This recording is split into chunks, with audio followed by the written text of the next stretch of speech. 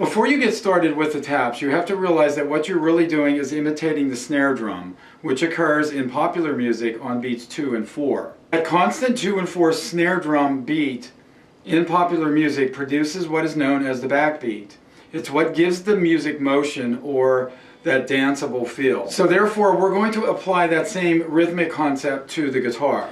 The hardest part about the taps is to realize that you really don't have to work that hard to get the sound to come out.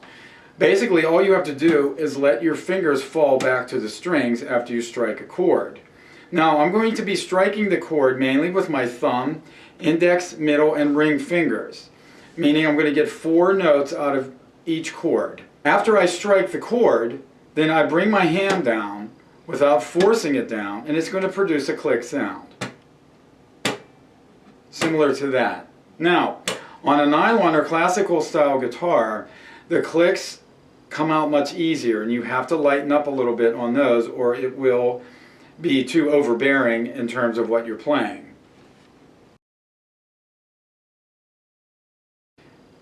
I'll bring my hand up about 2 or 3 inches from the strings, and when I bring my hand back down, you'll hear the clicks.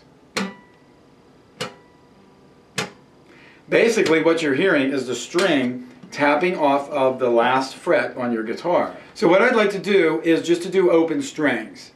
Take your hand, put your thumb on 6, your index on string 3, your middle finger on string 2, and your ring finger on string 1.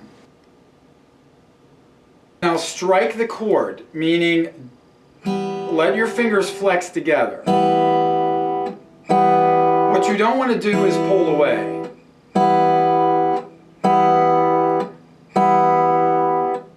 That's an E minor sound.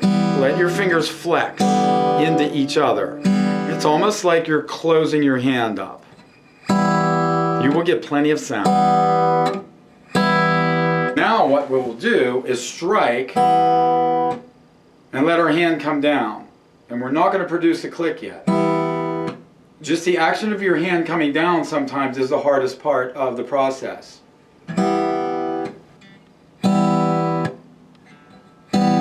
I'm now going to bring my hand down a little harder. I'm actually intentionally hitting too hard now. When you come back down to strike the chord again, you want your fingers to be slightly open, because that's where the fingers will hit the strings and produce the tap.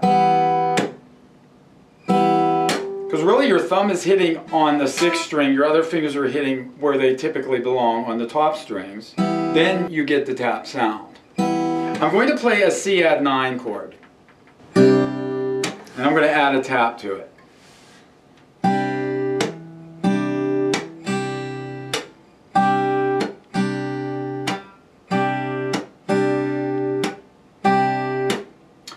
Don't expect this process to happen right away if you've never done it before. You may have to work a little bit, and it can be a little bit frustrating if you don't get the correct sound. Your sound may be too loud or too soft, or you may not get any tap at all. If you work hard at it, you should have no problem getting it in about a day's time.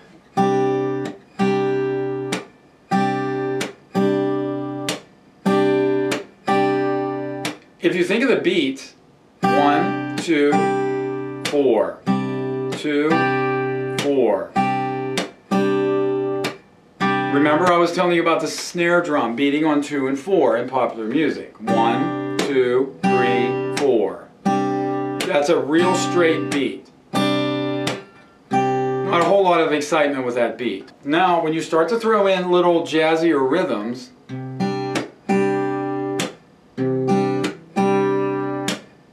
and notice I've jumped ahead a couple steps and I'm actually doing a different rhythm. I'm doing thumb, chord, tap. Notice that I'm doing thumb on the bass note, upper strings, chord, tap. So it's 1, like that. 1 and 2, 3 and 4. Even at that slow tempo, I'm tapping on 2 and 4 again.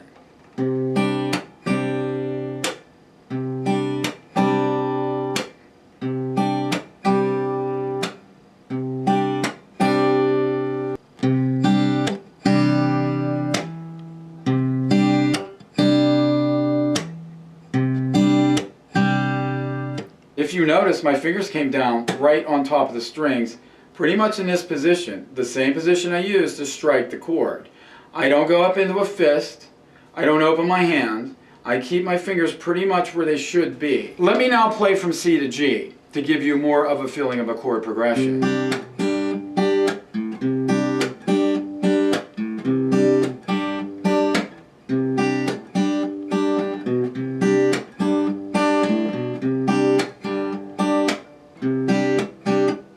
If you watch my arm pulls out a little bit, enough to come down to produce the click. I'm going to add more chords now. That was just C to G, and let's do C, G, A minor, D.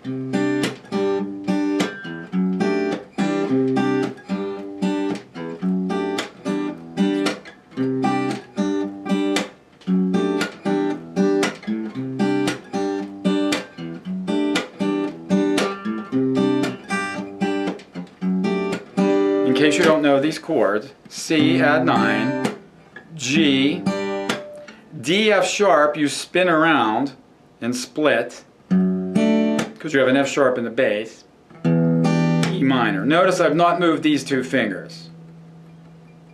This is something I teach students early to do so you can get the more modern sounding chords. Now my right hand,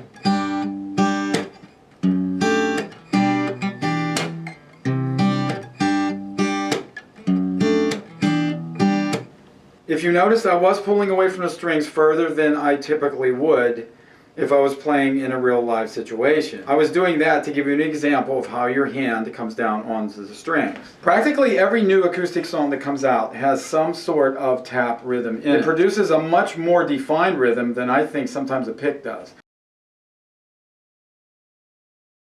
Briefly, let me show you how it works with the pick.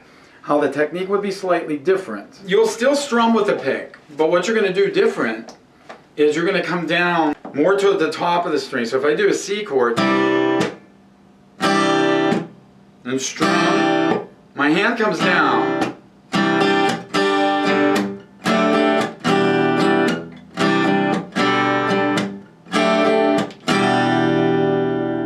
The sound is really produced by this part of my hand, and at times the pick itself.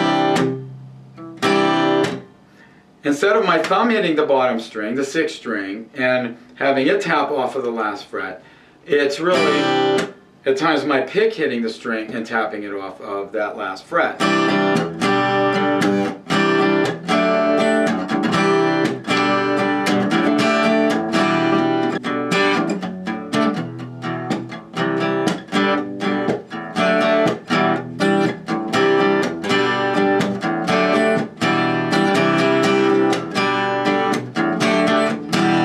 Things up, just remember that this is a very important technique. It's used a lot. Go slowly. If you rush it, you're going to end up with a really sloppy technique of tapping. Don't do that. Take your time. Just remember, when you're learning a new guitar technique, every day you'll get better and better at it, and then it will be yours forever. I hope you liked the video. I hope it helps you. And remember, like, subscribe, and comment. Catch you soon.